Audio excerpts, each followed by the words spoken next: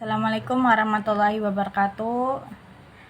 Kami dari kelompok 7 atau 14 ingin sedikit memaparkan materi yaitu tentang peluang dan tantangan fintech syariah di Indonesia. Di zaman sekarang, bahkan untuk melakukan suatu transaksi ekonomi bukan menjadi kendala atas waktu dan jarak, serta dapat dilakukan di mana saja, kapan saja, hanya dengan sentuhan jari. Dengan adanya aplikasi fintech merupakan inovasi di bidang jasa keuangan yang dimana tidak perlu lagi menggunakan uang kertas.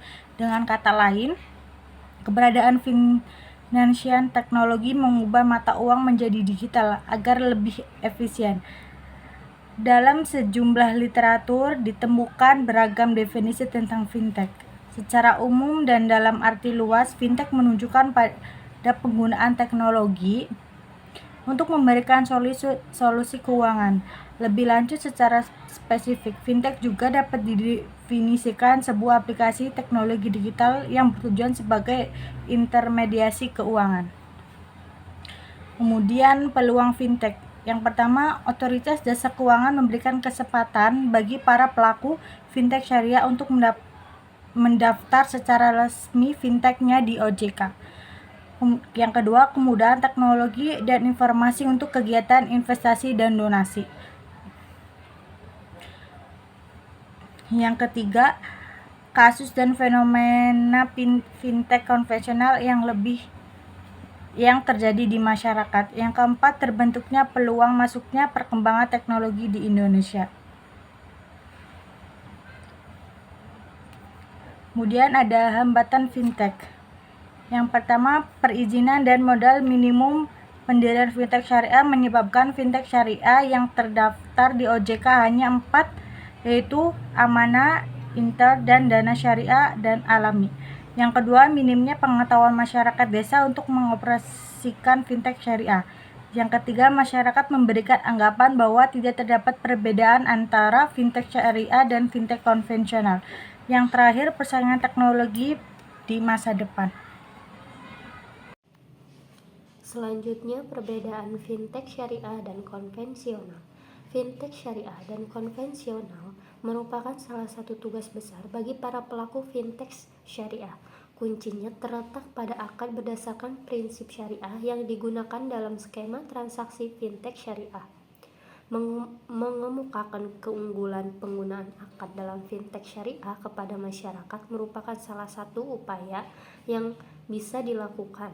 Kemudian menegaskan kembali terkait haramnya keterlibatan kita dalam sistem bunga. Kesimpulannya, sesuai dengan fenomena dan penelitian terdahulu serta data yang diperoleh, maka fintech syariah di Indonesia memiliki peluang dan tantangan yang meliputi otoritas jasa dan keuangan atau OJK memberi kesempatan bagi para pelaku fintech syariah untuk mendaftarkan secara resmi fintech-nya di OJK. Namun di sisi lain, perizinan dan modal minimum pendirian fintech syariah menyebabkan fintech syariah yang terdapat di OJK hanya baru 4, yakni Amanah, Investre, Dana Syariah, dan Alami.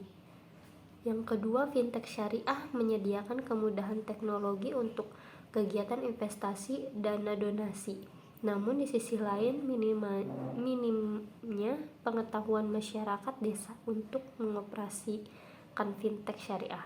Yang ketiga, kasus dan fenomena fintech konvensional yang terjadi di masyarakat menjadikan masyarakat memberi anggapan bahwa tidak terdapat perbedaan antara fintech syariah dan fintech konvensional.